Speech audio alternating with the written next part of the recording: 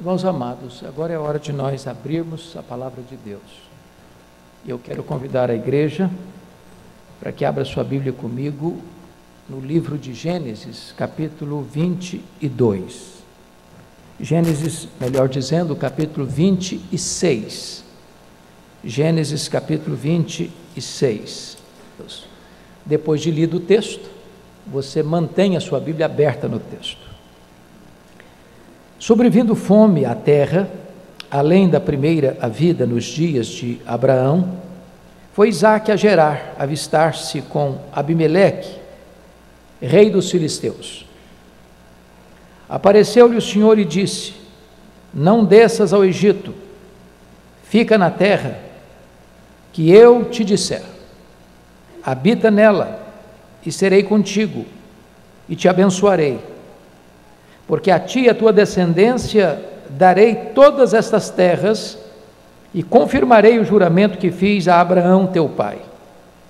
Multiplicarei a tua descendência, como as estrelas dos céus, e lhe darei todas estas terras. Na tua descendência serão abençoadas todas as nações da terra. Porque Abraão obedeceu à minha palavra e guardou os meus mandamentos, os meus preceitos, os meus estatutos e as minhas leis. Isaque, pois, ficou em Gerar. Perguntando-lhe os homens daquele lugar a respeito de sua mulher, disse: é minha irmã, pois temia dizer: é minha mulher. Para que, dizia ele consigo, os homens do lugar não me matem por amor de Rebeca, porque era formosa de aparência. Ora, tendo Isaque permanecido ali por muito tempo, Abimeleque, rei dos filisteus, olhando da janela, viu que Isaque acariciava a Rebeca, sua mulher. Então, Abimeleque chamou a Isaque e lhe disse: é evidente que ela é tua esposa. Como, pois, disseste, é minha irmã?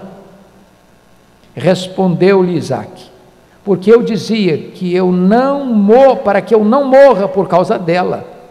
Disse Abimeleque: que é isso que nos fizeste? Facilmente algum do povo teria abusado de tua mulher, e tu atraído sobre nós grave delito. E deu esta ordem a todo o povo: qualquer que tocar este homem ou a sua mulher, certamente morrerá.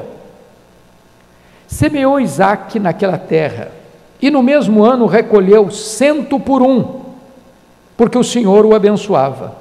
Enriqueceu-se o homem, prosperou, ficou riquíssimo, possuía ovelhas e bois e grande número de servos, de maneira que os filisteus lhe tinham inveja. E por isso lhe entulharam todos os poços que os servos de seu pai haviam cavado nos dias de Abraão, enchendo-os de terra.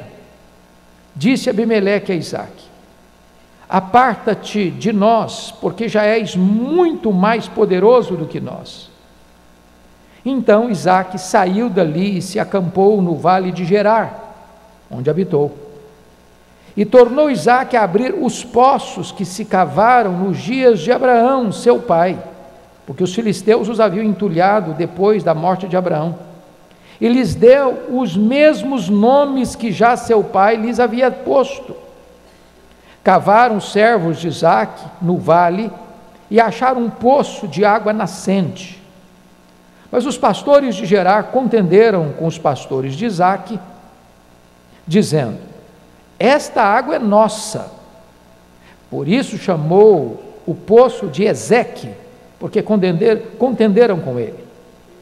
Então cavaram outro poço, e também por causa desse contenderam, por isso recebeu o nome de Sitna. Partindo dali, cavou ainda outro poço, e como por esse não contenderam, chamou-lhe Reobote e disse: porque agora nos deu lugar o Senhor, e prosperaremos na terra. Dali subiu para Berseba.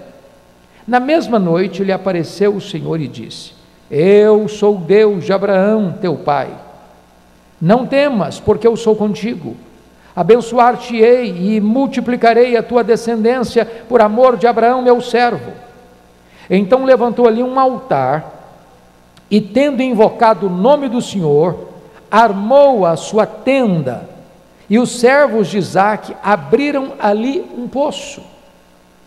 De Gerar foram ter com ele Abimeleque e seu amigo Auzete e Ficol, comandante do seu exército. Disse-lhe Isaque: por que viestes a mim? Pois me odiais e me expulsastes do vosso meio. Eles responderam: vimos claramente que o Senhor é contigo. Então dissemos: haja agora juramento entre nós e ti, façamos aliança contigo. Jura que nos não farás mal, como também não te havemos tocado, e como te fizemos somente o bem, e te deixaremos ir em paz. Tu és agora o abençoado do Senhor. Então Isaque lhes deu um banquete, e comeram e beberam. Levantando-se de madrugada, juraram de parte a parte. Isaque os despediu, e eles se foram em paz. Nesse mesmo dia vieram os servos de Isaque, e dando-lhe notícia do poço que tinham cavado, lhe disseram: achamos água. Ao poço chamou-lhe Seba, por isso Berseba é o nome daquela cidade até o dia de hoje. Amém? Meus amados, eu gostaria então de pensar com vocês sobre o tema: como eu posso transformar as crises da minha vida em grandes oportunidades para servir a Deus. A crise chega, e ela chega para todos, ela é democrática, ela chega para o rico e também para o pobre, ela chega para o homem, para a mulher que tem saúde robusta, e chega para o enfermo, chega para aquele que tem diplomas a enfeitar-lhe as paredes do escritório, e chega para aqueles que não tiveram acesso à academia. A crise chega para os crentes que conhecem a Deus e o servem com alegria, e para aqueles que também zombam de Deus e nem mesmo alguns acreditam em sua existência. A crise é uma encruzilhada. Uma encruzilhada. Uns colocam os pés na estrada da vitória e saem dela mais fortalecidos. Outros colocam os pés na estrada do fracasso e saem dela derrotados. É na crise que se cresce em todas as áreas da vida, na ciência, até na economia,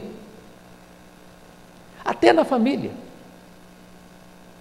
A crise é o ventre de onde surgem os grandes vencedores. A crise é um tempo de oportunidades. Uns olham para ela com pessimismo e um espírito de derrota, outros olham com os olhos da esperança. Concordo com o que disse um homem tão conhecido de todos vocês, John Rockefeller, o primeiro bilionário do mundo. Ele disse assim: o futuro não acontece simplesmente, ele é criado por homens que têm visão nos dias da crise. Deixa eu ilustrar isso para vocês entenderem o princípio.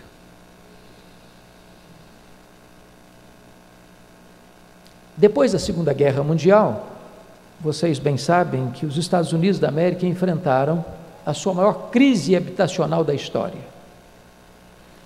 O país tinha saído de um sistema agrícola para um sistema urbano.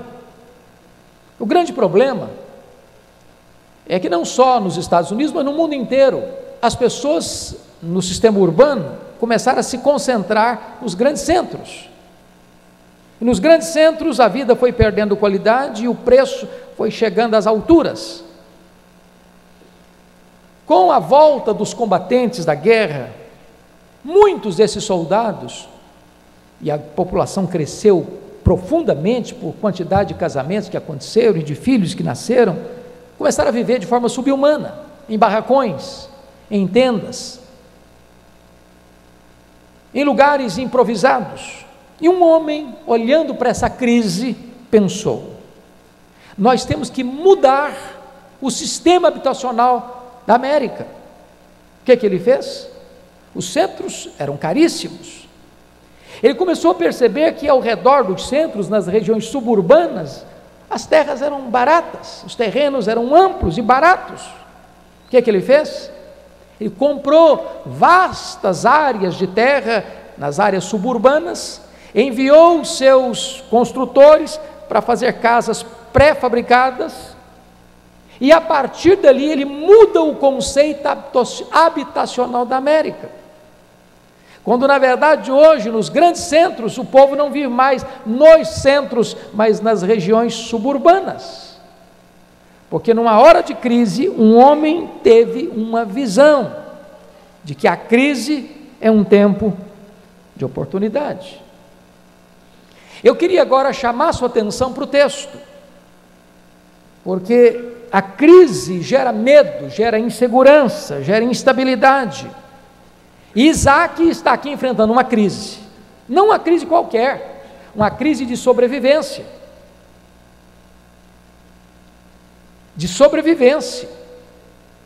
O grande problema é que a fome chegou, sobrevindo fome à terra, e fome não espera, e fome não dá para você aguardar um outro momento, exige urgência.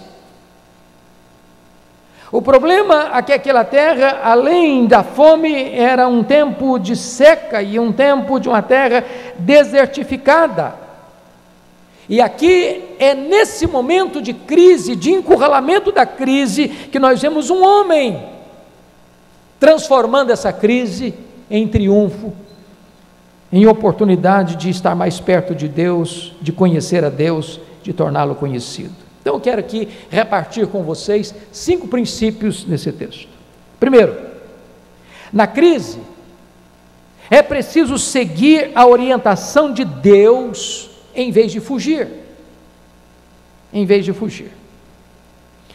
Pensem vocês no verso 1 comigo. Sobrevindo fome à terra, além da primeira a vida nos dias de Abraão, foi Isaac a Gerar, avistar-se com Abimeleque, rei dos filisteus. Essa não é a primeira crise, essa é uma sequência de outras crises que já haviam acontecido. A fome. Quando você enfrenta um problema de crise, seja pessoal, seja familiar, seja no seu trabalho, seja nos seus negócios, seja na sua vida emocional, seja na sua vida espiritual, a primeira tentativa nossa, a primeira sensação nossa: eu vou fugir, eu vou sair, eu vou buscar novos horizontes, vou buscar novos rumos, eu vou buscar uma outra alternativa. Pense comigo, por exemplo, a quantidade de brasileiros que, até bem pouco tempo talvez, pensavam que não havia chance para eles aqui no Brasil. Quantos saíram? Quantos foram para os Estados Unidos, para o Canadá, para a Inglaterra, para Portugal, para aqui, para ali, para acolá, porque pensou o seguinte: a crise chegou e eu preciso sair e fugir dela. Mas isso acontece no casamento, isso acontece na família, isso acontece na igreja, isso acontece na sua vida emocional. Quando a crise chega, você pensa: eu preciso fugir. E aí está o primeiro perigo. Na crise não podemos buscar atalhos sedutores. Olha comigo o versículo 2: apareceu-lhe o Senhor e disse: não desças ao Egito, fica na terra que eu te disser. O que era o Egito? Era a terra dos celeiros, era a terra da fartura, era a terra da riqueza, era a terra da provisão, mas era também a terra da tentação, do pecado, do perigo, das ameaças. E aí, a tentação que você tem numa hora de crise, buscar um atalho sedutor para tentar fugir da crise, é enorme, enorme. E o que Deus fala para ele? Notem comigo, por gentileza. Notem comigo, por gentileza, o versículo de número 4. Por gentileza, olha comigo aí o versículo de número 4. Deus disse, versículo 3: não desças ao Egito, fica na terra que eu te disser, habita nela, eu serei contigo e te abençoarei. Notem vocês que Deus está mostrando para ele de bênçãos, parece que mais remotas. No versículo 4 ele diz: multiplicarei a tua descendência. Se você está querendo fugir de uma crise agora, momentânea, para fugir do sufoco, do encurralamento, do beco sem saída, pois preste atenção nisso. Eu estou te dando uma ordem, e a ordem é: não desça ao Egito. Essa é a negativa. A positiva é: fica na terra. A terceira é: habita nela. A quarta é: eu serei contigo. E a quinta é: eu te abençoarei. E depois diz o seguinte: eu ainda vou multiplicar a tua descendência. Então, na hora da crise, você precisa escutar a direção de Deus, para não tomar decisões apressadas. Deus dizendo: calma, filho, calma, eu estou contigo, calma, eu vou te abençoar, calma, eu vou cuidar da sua descendência, calma, calma. O que ele fez? Veja comigo o versículo 6. Ele obedeceu sem racionalizações. Isaac, pois, ficou em Gerar. Ele não duvidou, ele não questionou, ele não protelou, ele não criou racionalizações, ele obedeceu.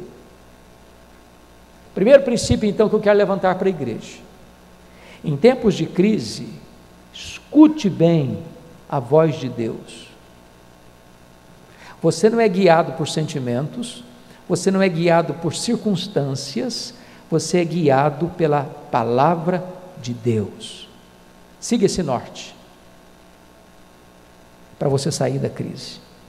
Segundo princípio, que esse texto vai nos oferecer: na crise, invista em seu relacionamento familiar, em vez de mentir. Olha comigo os versos 7 a 11. 7 a 11.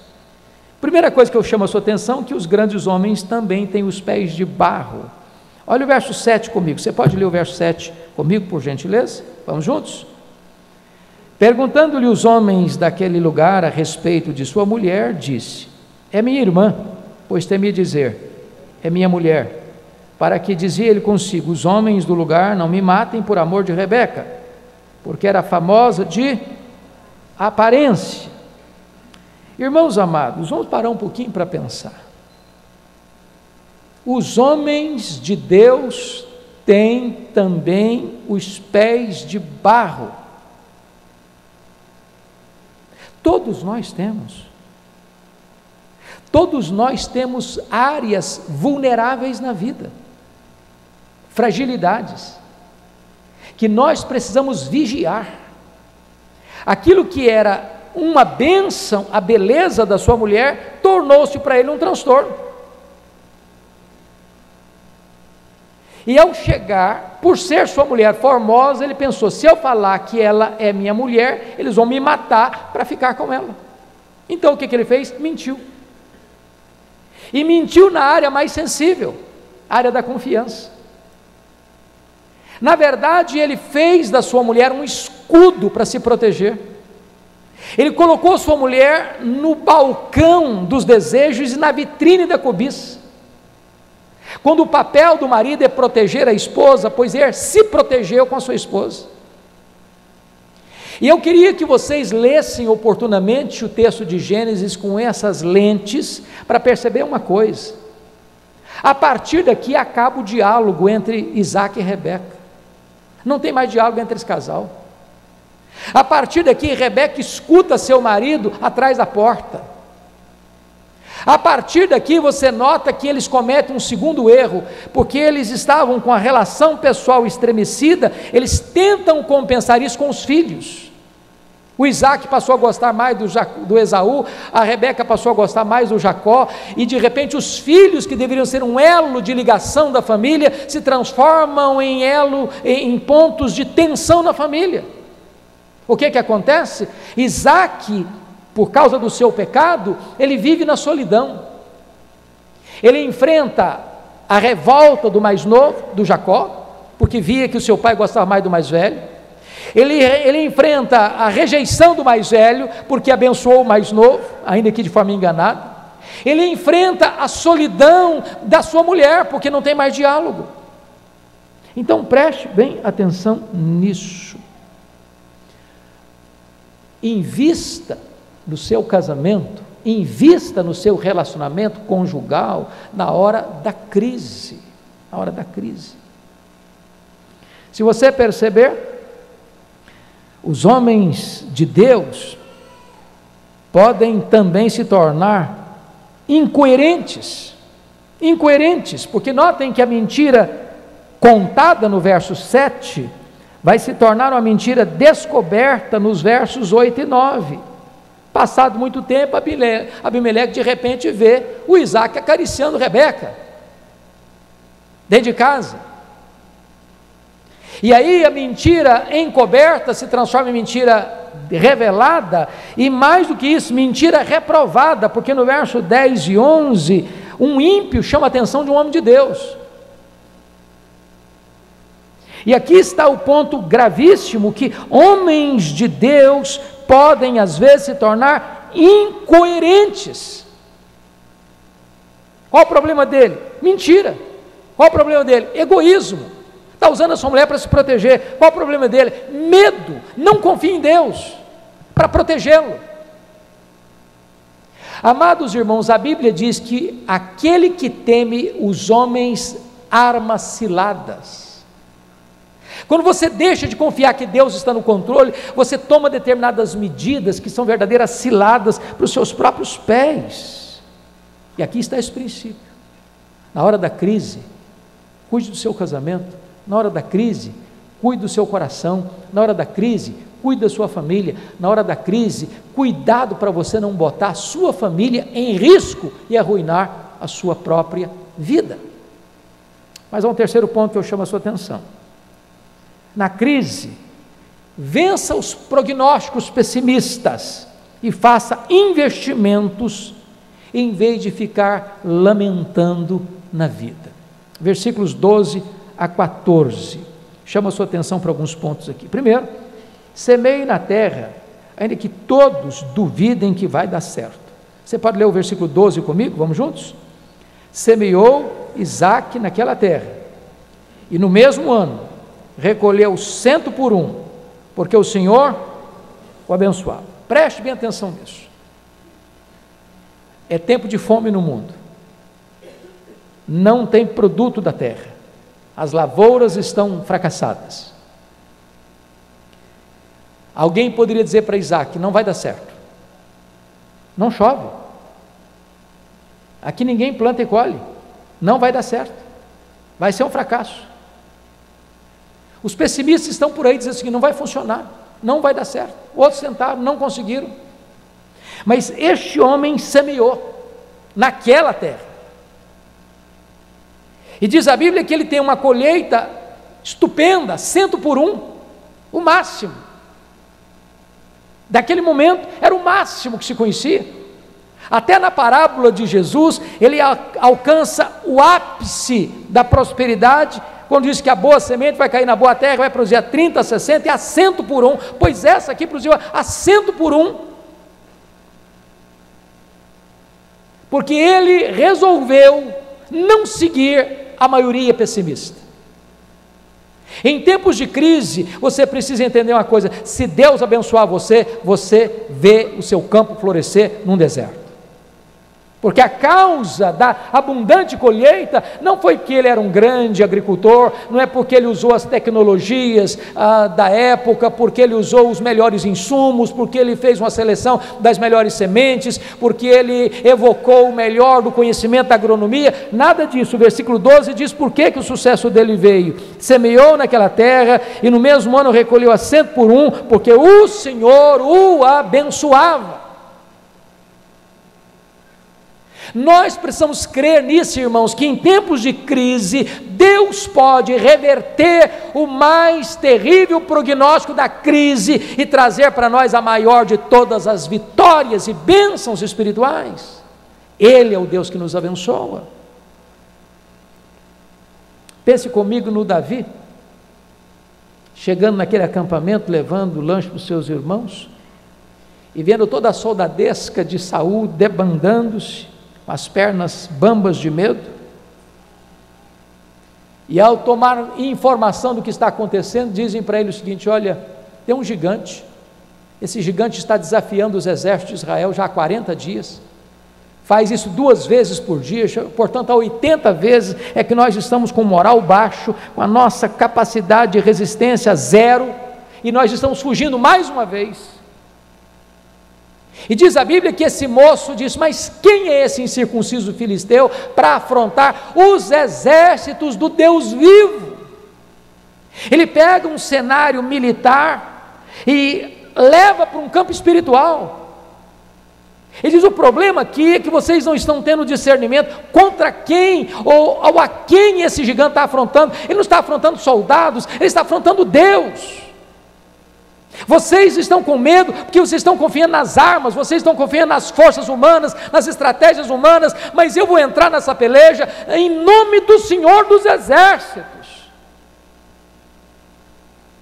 Irmãos amados, se nós usarmos as nossas armas, nós vamos ficar com medo. Se nós usarmos as nossas armas, nós vamos engrossar o coro dos pessimistas. Se nós olharmos para os nossos recursos, nós vamos dizer: não é possível. Mas você pode semear nessa terra e colher 100 por 1, porque é Deus quem abençoa, é Deus quem dá a vitória. Agora preste atenção em outra coisa. Confira comigo os versículos 18 a 22.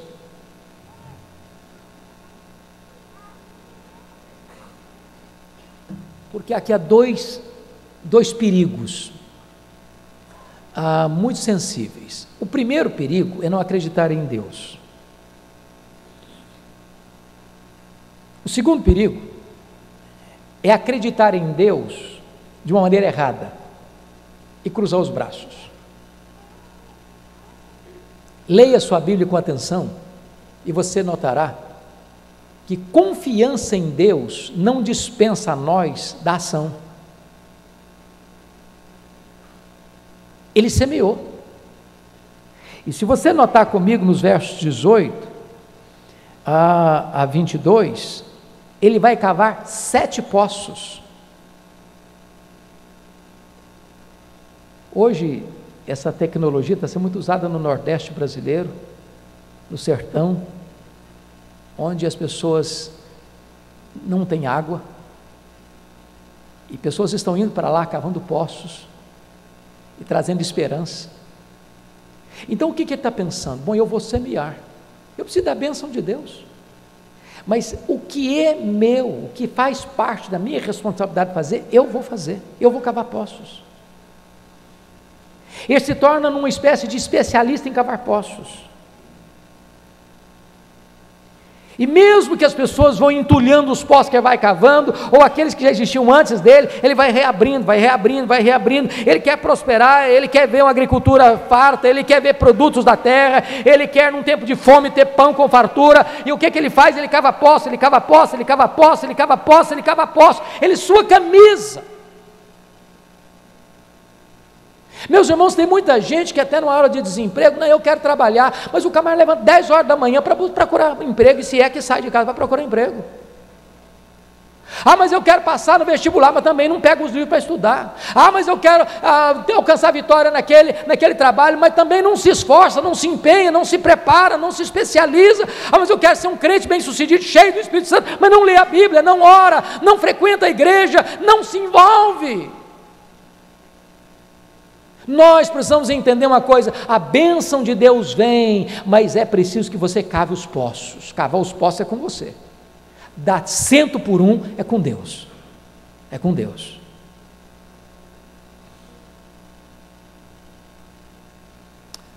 Agora, veja você, outra coisa importante. O que Deus está me ensinando nesses versículos 12 a 14, você pode ler comigo 12 a 14, vamos juntos, todos nós, em voz alta, vamos lá? Semeou Isaque naquela terra, e no mesmo ano recolheu 100 por 1, porque o Senhor o abençoava. Enriqueceu-se o homem, prosperou, ficou riquíssimo, possuía ovelhas e bois, e grande número de servos, de maneira que os filisteus lhe tinham o quê?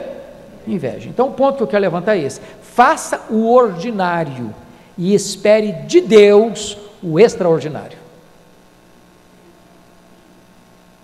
Deus é especialista em fazer o extraordinário, você e eu não, nós não podemos, nós só podemos fazer o quê? O ordinário. Cavar poço eu posso, dar 100 por 1 não. Então, meu amado, você quer ter vitória na sua vida espiritual? Faça o que está no seu alcance fazer. Leia a sua Bíblia, dobre os seus joelhos, busque a Deus em oração, consagre a sua vida, dedique-se a Ele, abrace a obra de Deus, procure saber o que eu vou fazer na igreja em 2019, qual vai ser meu ministério, qual vai ser minha área de atuação. Eu não vou ficar sentado no banco mais um ano, eu quero trabalhar, eu quero me colocar nas mãos de Deus, eu quero cavar meus poços, eu quero ver Deus agir, eu quero ver a obra prosperar, eu quero ver frutos. Então, o que eu posso fazer, Senhor? Eu vou fazer, é cavar poço, eu vou cavar poço, é fazer essa obra, eu vou fazer essa obra, e aquela outra, eu vou fazer, Senhor. O extraordinário eu não sei, Tu podes, mas o ordinário é meu e eu vou fazer. É isso que esse homem fez, amados. Quarta lição que eu aprendo nesse texto: na crise, proteja o seu coração da amargura, em vez de brigar pelos seus direitos. Eu queria chamar a sua atenção para os versos 14b a 21. Notem vocês que o fato da prosperidade de Isaque produziu um resultado. Na parte B do verso 14 diz: de maneira que os filisteus lhe tinham o quê? Inveja. Inveja é um sentimento muito mesquinho.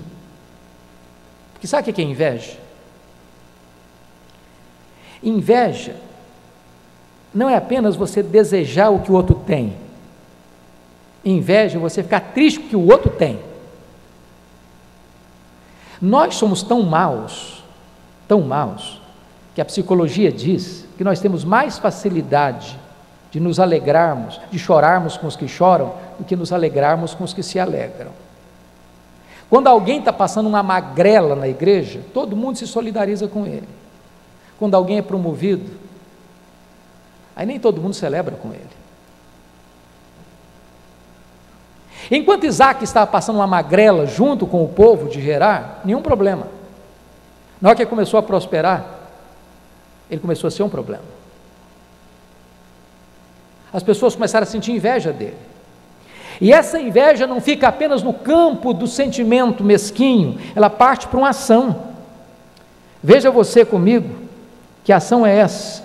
Olha aí por gentileza, versículo 15. E por isso, olha o resultado, e por isso lhe entulharam todos os poços que os servos de seu pai haviam cavado nos dias de Abraão. Ou seja, eu vou tentar fechar a torneira que está vazando na sua vida. Eu vou estancar a fonte que está jorrando na sua vida. Pois bem, você está prosperando é porque seus poços estão produzindo água e você está tendo fartura? Pois eu vou lá e entulo seus poços. Olha o versículo 16, disse Abimeleque a Isaque: aparta-te de nós, porque já és muito mais poderoso que nós. Então é o seguinte, vai embora, você já incomoda. Aí o versículo 17 diz: Isaque saiu dali e se acampou no vale de Gerar, onde habitou. Olha o versículo 18, lê o 18 comigo. E tornou Isaque a abrir os poços que se cavaram nos dias de Abraão, seu pai, porque os filisteus os haviam entulhado depois da morte de Abraão, e lhes deu os mesmos nomes que já seu pai lhes havia posto. Agora o 19, cavaram os servos de Isaque no vale e acharam um poço de água nascente. O que vai acontecer? Versículo 20, diz a Bíblia que os pastores de Gerar contenderam: esse poço aqui é meu, tomaram o poço. Aí ele foi para frente, o versículo 21, cavou outro poço, produziu água também, e eles foram contender de novo, não, esse aqui também é nosso. Meus irmãos, qual o ponto que eu quero ressaltar aqui?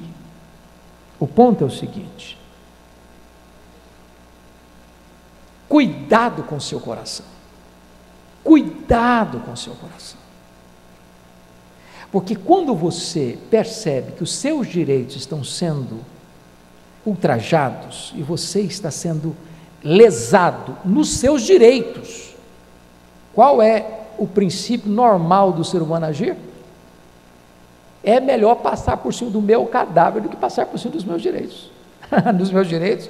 Não, aqui não, isso era sagrado, aqui não se mexe. Fui eu que abri esse poço, ele é meu. Que negócio é esse? Então preste atenção numa coisa que eu vou lhe dizer agora. Preste atenção nisso.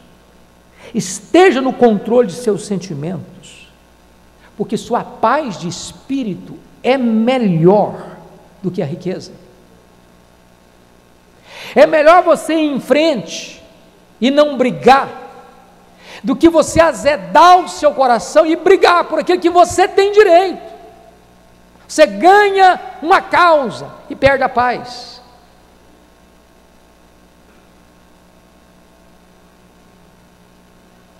O que me impressiona com Isaac é que as pessoas vão entulhando os poços e ele vai para frente, ele vai abrindo os poços, vão entulhando, ele vai abrindo, vão dizendo, não, isso aqui é meu, ele não vai se defender, ele vai para frente, vai abrir outros poços. Agora, qual o resultado disso? Qual a bênção disso? Confira comigo os versos 26 a 33, e o princípio é esse: quando você teme a Deus e é manso, porque manso é aquele que abre mão dos seus direitos, Deus reconcilia com ele os seus inimigos. Diz a Bíblia que de Gerar, versículo 26, foram ter com ele Abimeleque e o seu amigo Auzete, Ficol, comandante do seu exército. Quando chegaram, Isaac disse: o que vocês devem fazer aqui? Vocês não gostam de mim? Vocês são meus inimigos, vocês me expulsaram da terra. E eles tiveram que dizer o seguinte: bom, nós reconhecemos uma coisa, você é o abençoado do Senhor. Onde você está, a bênção de Deus está aí. E nós viemos fazer uma aliança com você. Nós queremos nos reconciliar com você. Nós não queremos ficar brigados com você. E Deus levou os próprios adversários a Isaac, e o próprio Deus rompeu as pontes, as valas de separação e construiu pontes de contato, porque Deus, diz a Bíblia, que faz com que os inimigos se reconciliem com você. Ele é o abençoado do Senhor. Mas eu quero concluir. Tem uma última lição que eu quero repartir com vocês aqui. Na crise, busque velhas e novas possibilidades de Deus, em vez de você se acomodar. Chama a sua atenção para o versículo 18. Você pode ler o 18 comigo? Vamos juntos? E tornou Isaac, vão toda a igreja. E tornou Isaac a abrir os poços que se cavaram nos dias de Abraão, seu pai, porque os filisteus os haviam entulhado depois da morte de Abraão, e lhes deu os mesmos nomes que seu pai lhes havia posto. Isaac entendeu uma coisa: eu não preciso chamar especialistas. Meu pai cavou poços, os filisteus entulharam, eu vou abrir os mesmos poços, porque lá tem água. Agora vamos levar esse linguajar bíblico, da narrativa bíblica, para o campo espiritual. Nós não precisamos, irmãos, em tempo de sequidão espiritual, buscar as novidades. Nós precisamos voltar às origens, onde os nossos pais cavaram poços e encontraram água. O que nós precisamos é voltar às origens, voltar à doutrina dos apóstolos, voltar à simplicidade do Evangelho, voltar à comunhão, voltar à oração, voltar à alegria no culto, voltar à celebração de louvor, voltar ao compromisso com o evangelismo, voltar à paixão pelas almas, voltar à obra missionária, voltar ao primeiro amor, voltar ao culto doméstico, voltar à família ao redor da mesa, voltar, irmãos, onde os nossos pais cavaram, lá eles tiveram vida abundante. Eu não preciso de novidade não, vou voltar para lá, para o antigo evangelho, para aquilo que os nossos pais nos ensinaram. Vamos reabrir esses poços. Vamos reabrir esses poços.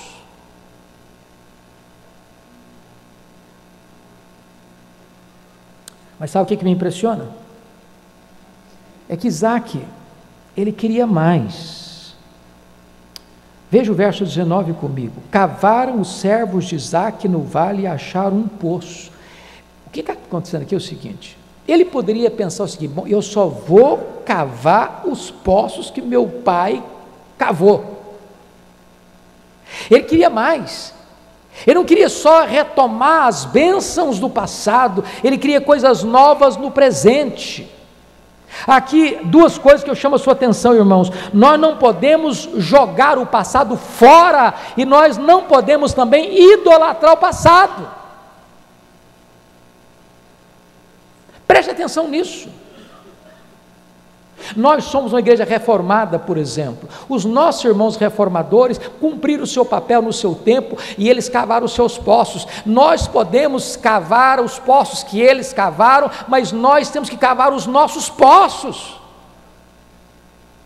Temos desafios que nós precisamos dar resposta hoje. Eles deram respostas aos desafios deles. Temos que dar resposta aos nossos desafios, cavar novos poços, buscar a Deus, conhecer a Deus, fazer a obra de Deus, usar os recursos que Deus põe na nossa mão para alavancar a obra de Deus, na nossa geração, no nosso tempo. Mas Isaac fez outra coisa. Preste atenção nisso, versículo 18: e tornou Isaac a abrir os poços que se cavaram nos dias de Abraão seu pai, porque os filisteus os haviam entulhado depois da morte de Abraão. Vamos parar um pouquinho aqui. Pense na sua vida como uma fonte, como um poço. A pergunta é: esse poço está brotando água? Ou alguém jogou terra nele?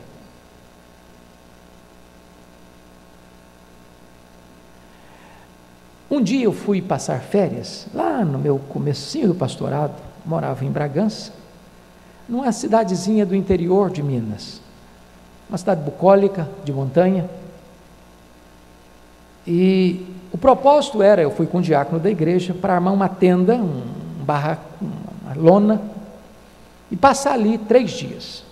Só que naqueles dias, além de cair uma chuva torrencial, e nós ficarmos todos molhados e transidos de frio, não tinha água na cidadezinha. Era uma situação de calamidade.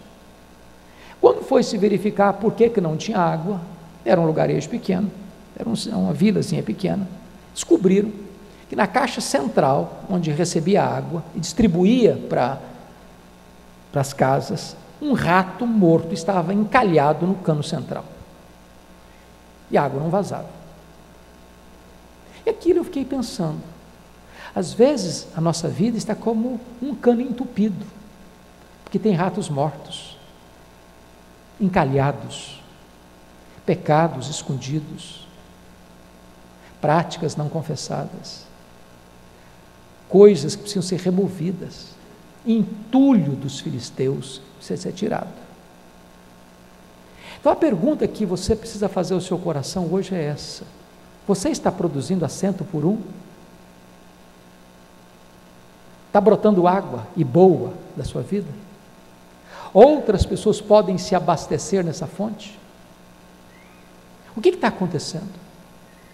Talvez é preciso limpar esse poço, tirar o entulho desse poço, para que a água volte a brotar. A água está aí, ela só não está jorrando porque tem entulho. O entulho dos filisteus precisa ser tirado, precisa ser removido. E eu quero concluir com 2 aplicações práticas. Primeiro, Isaac não era apenas um homem próspero. Isaac era um homem piedoso. Por favor, confira comigo o verso 24 e 25. Na mesma noite lhe apareceu o Senhor e disse: eu sou o Deus de Abraão, teu pai, não temas, porque eu sou contigo. Abençoar-te-ei e multiplicarei a tua descendência, por amor de Abraão, meu servo. Então levantou ali um altar, e tendo invocado o nome do Senhor, armou a sua tenda, e os seus servos e os servos de Isaque abriram ali um poço. Preste atenção comigo, que tem um altar e tem um poço no mesmo lugar. Sabe o que significa isso? Significa que você deve ir da igreja para o seu trabalho com a mesma devoção. Que onde você está é lugar de levantar altar a Deus. Seu escritório, lá no hospital, lá na faculdade, lá na indústria, lá no comércio, lá nas suas atividades econômicas, é lá que você precisa levantar um altar para Deus, é lá que você precisa cavar poços, ou seja, você trafega do templo ao trabalho com a mesma devoção. Ele não é apenas um homem próspero, ele é um homem piedoso, e porque é um homem piedoso, é um homem próspero. A última aplicação, para concluir, é que se a crise chegou, você é um forte candidato a um extraordinário milagre de Deus. Tem hora que Deus leva você para o deserto, é tempo de fome, o desespero é grande, você quer fugir, você está vivendo num lugar seco,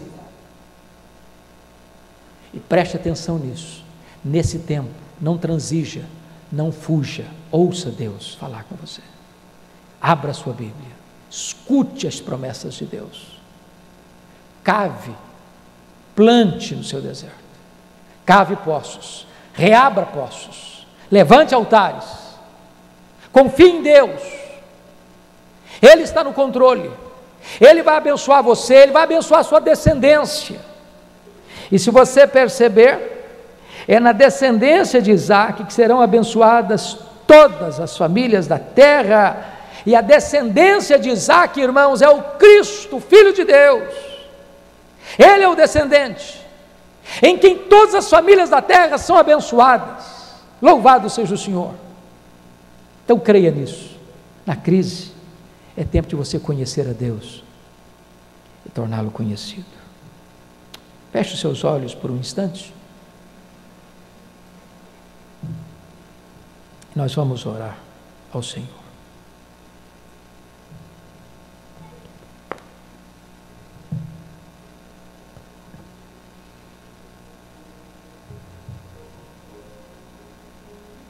Eu não sei exatamente qual tipo de crise você passa, quais são os matizes dessa crise, quão profunda ela é, quão larga, comprida ela é. Talvez você está com medo, com vontade de fugir, esse medo é tamanho que algumas pessoas pensam em fugir até da própria vida.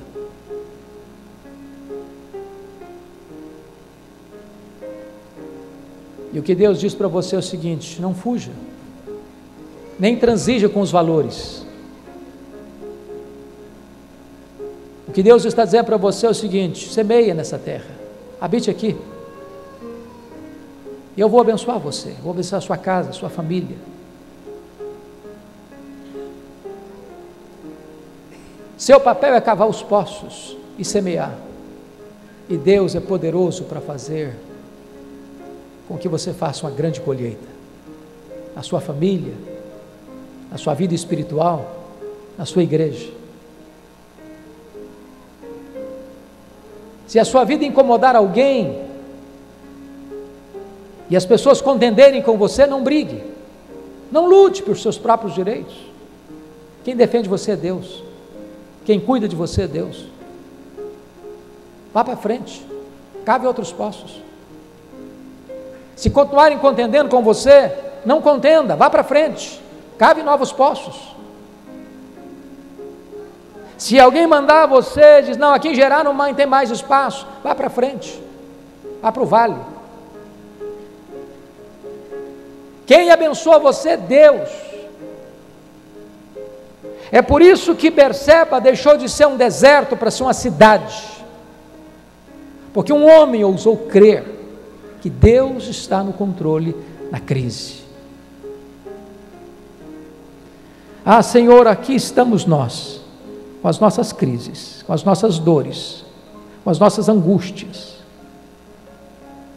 com os vales da nossa vida, com os dramas da nossa existência, com o nosso coração às vezes pesado, mas Tu és o Deus que caminha conosco, o Deus que nos livra,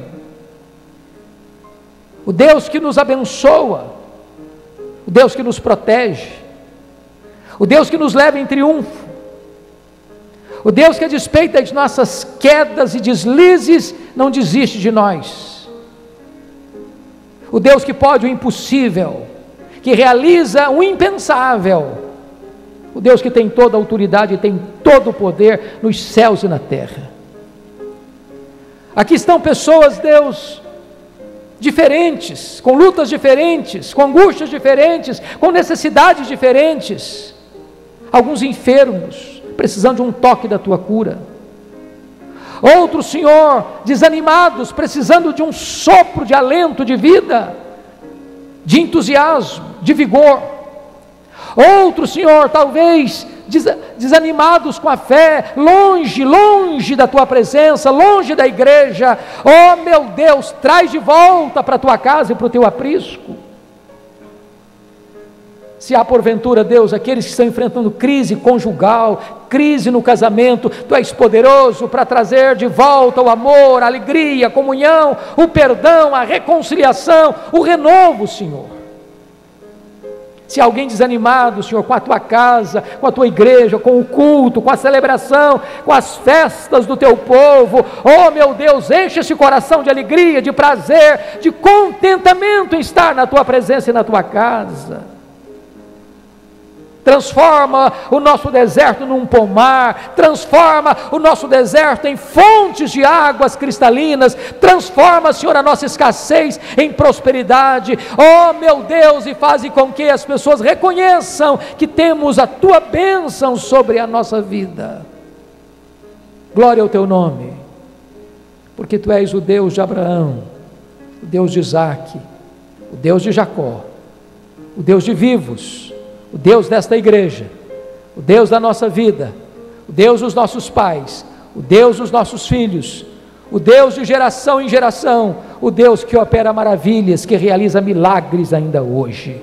Bendito é o Teu nome, em nome de Jesus. Amém.